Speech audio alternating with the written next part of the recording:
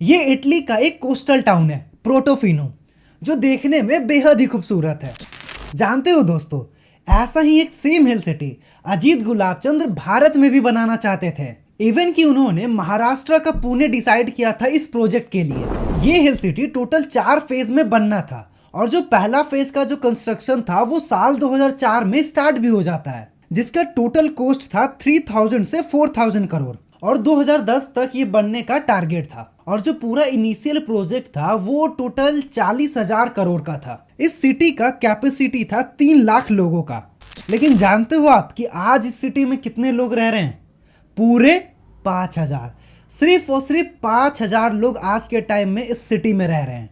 But क्यों, क्या हुआ इस ब्यूटीफुल प्रोजेक्ट के साथ? तो चलिए आज की इस वीडियो में हम समझने की कोशिश करते हैं कि आखिर लवासा प्रोजेक्ट के साथ क्या हुआ।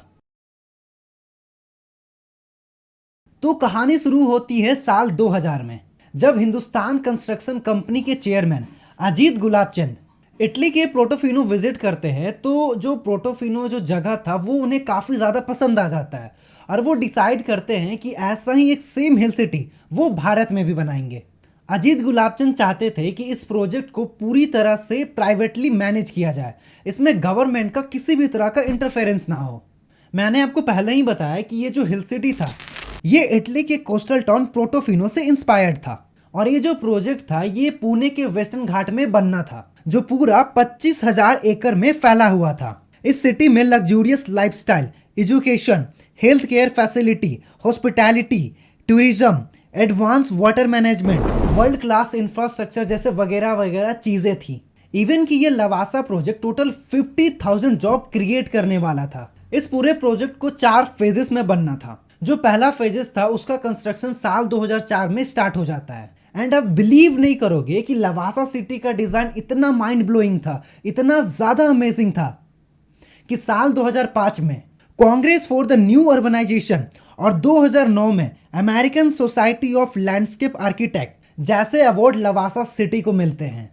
इसकी पॉपुलैरिटी को देखते हुए ना सिर्फ भारत में ही बल्कि फॉरेन कंट्री के लोगों ने भी इस प्रोजेक्ट में पैसे इन्वेस्ट करने लगे, प्रॉपर्टी वगैरह खरीदने लगे, क्योंकि ये था ही इतना ज्यादा शानदार। और साल 2008 तक 2 टाउन बनकर तैयार हो जाते हैं। लोगों को एक आइडिया मिल गया कि टाउन किस तरह से होगा, इस टाउन में क्या क्या फैसिलिटीज होंगी, और अब तक तो सब कुछ अच्छा चल रहा था। और वो साल आया 2010। The latest target of the Environment Ministry is a Lavasa housing project, with the ministry asking the developers to justify some of the construction that appears to violate norms. The ministry is also threatened that some of the construction could be brought down. 2010 के बाद ऐसी ऐसी मुसीबतें आई कि जिन्होंने लवासा को एक खंडर में बदल दिया। ड्रीम प्रोजेक्ट पूरी तरह से फेल हो गया। अजीत गुलाबचंद का सपना चकनाचूर हो गया। बताता हूं कैसे। 25,000 एकड़ में तो ये सिटी बन रहा था, लेकिन 325 स्पीसीज, कई तरह के जानवर, कई तरह के बर्ड्स, उन सबका क्या। इवन कि ये जो वेस्टर्न घाट था, जानते हो आप, ये यूनेस्को प्रोटेक्टेड नेचुरल जोन में आता था। ऐसी जगहों पे भैया छोटा सा भी पेड़ काटने पर दर्जनों परमिशन लेने पड़ते हैं, दर्जनों पेपर वर्क करने होते हैं। और इस प्रोजेक्ट में तो पूरा जंगल ही साफ किया जा रहा था। तभी इन्वायरमेंट एंड फॉरेस्ट डिपार्टमेंट जागती है और इन्वेस्टिगेशन स्टार्ट करती है। इन्वेस्टिगेशन में पता चलता है कि इन्होंने तो किसी भी तरह का परमिशन सेंट्रल से लिया ही नहीं है, बिना परमिशन का काम कर रहे हैं। इवन कि वहां के लोगों ने कंप्लेन भी किया था कि लवासा प्रोजेक्ट के लिए जो लैंड एक्विजिशन हुआ है बिना उनके मर्जी के हुआ है। इनफैक्ट कई लोगों को तो अपने जमीन का फेयर अमाउंट भी नहीं मिला। और जब इन्वेस्टिगेशन और आगे बढ़ता है तो पता चलता है कि सेंट्रल का एक रूल होता है कि जब भी कोई हिल स्टेशन पर कोई प्रॉपर्टी बनती है तो वो सी लेवल से 1000 मीटर नीचे होनी चाहिए। और अगर 5 करोड़ से ज्यादा का इन्वेस्टमेंट होता है तो सेंट्रल गवर्नमेंट से अप्रूवल लेना होता है, जो इन्होंने लिया ही नहीं। जब इन्होंने अप्रूवल लिया ही नहीं तो आप हिल स्टेशन कैसे बना सकते हो। और लवासा प्रोजेक्ट को वहीं पर बैन कर दिया जाता है, सारे कंस्ट्रक्शन को रोक दिया जाता है। इवन कि सेंट्रल का ये भी रूल होता है कि वैसे जगहों पर आप 3 फ्लोर तक मकाने बना सकते हो, लेकिन इन्हें मची थी चूल तो इन्होंने 6 फ्लोर बना दिया, मतलब डबल बना दिया। फिर ये इंटरव्यू में आके कहते हैं कि कहाँ हमने कोई रूल तोड़ा है, हम तो रूल रेगुलेशन से अपना काम कर रहे हैं। Are you worried about the very future of Lavasa when you look at what's happening? Well, this whole Kafkaesque journey began with a show cause notice from the Ministry of Environment, and which made some allegations that we should have taken their permission, where we were very clear that this permission was not required. The state government's permission was more than adequate. And after 2006, for the second phase of the development, we were very clear that we have to take the MOEF's permission. Right.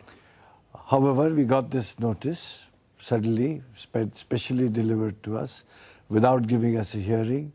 इन्होंने rule तो follow किए हैं, central का नहीं, state government का। योगेश प्रताप सिंह एक IPS officer और lawyer थे। ये महाराष्ट्र गवर्नमेंट पे एलिगेशन लगाते हैं कि इन्होंने जो लवासा प्रोजेक्ट के लिए जो जमीन लीज पर दी है वो सिर्फ 23,000 पर मंथ पे दी है, और भी इन्होंने अलग अलग एलिगेशन लगाए हैं। और 2011 के बाद सिचुएशन और भी ज़्यादा खराब होने लगती है। इन्होंने एक गजब का स्कैम किया। जो पहला टाउन था उसमें एक डैम बनना था, लेकिन इन्होंने डैम की जगह पे कॉमर्शियल रेसिडेंस बना दिए और उस रेसिडेंस को बेच भी दिया। इस तरह के स्कैम भी लवासा प्रोजेक्ट में होने लगे और बड़े बड़े कंपनियां और ऑर्गेनाइजेशन लाइक मैनचेस्टर सिटी और ऑक्सफोर्ड यूनिवर्सिटी, इन्होंने भी लवासा को छोड़ दिया। और एचसीसी भी 4-5 हज़ार करोड़ के कर्जे में डूबा हुआ था। और 2008 में ये मामला एनसीएलटी के पास जाता है, जहां उसी साल अगस्त में लवासा कॉरपोरेशन को बैंकरप्ट घोषित कर दिया जाता है। जिन लोगों ने भी लवासा सिटी पर अपने पैसे इन्वेस्ट किए थे उन सब का पैसा डूब गया। उनकी पूरी जिंदगी भर की मेहनत पानी में बह गया। और अगर मैं आपको आज का सिचुएशन बताऊं, लवासा सिटी पिकनिक प्लेस बन गया है, टूरिस्ट प्लेस बन गया है, जहां आप 500 रुपये में टिकट खरीद के लवासा सिटी घूम सकते हो। आप वहां एडवेंचर कर सकते हो, बोटिंग कर सकते हो, फन कर सकते हो, इवन कि आप प्री वेड शूट करा सकते हो। मतलब 2000 में क्या सोचे थे और 2020 आते आते सब खत्म हो गया। अगर अच्छे से रूल रेगुलेशन को फॉलो करके अगर ये करते हैं तो शायद सिचुएशन आज अलग होता। खैर, भारत में और भी हिल सिटी हैं लाइक शिमला, दार्जिलिंग, ओटी, मनाली, गैंगटॉक। जाओ आप वहाँ घूम फिर के आओ। मैं तो चला अगला वीडियो का तैयारी करने। तो मिलते हैं अगले वीडियो में एक नए टॉपिक के साथ। और वीडियो देखने के लिए आपका दिल से शुक्रिया।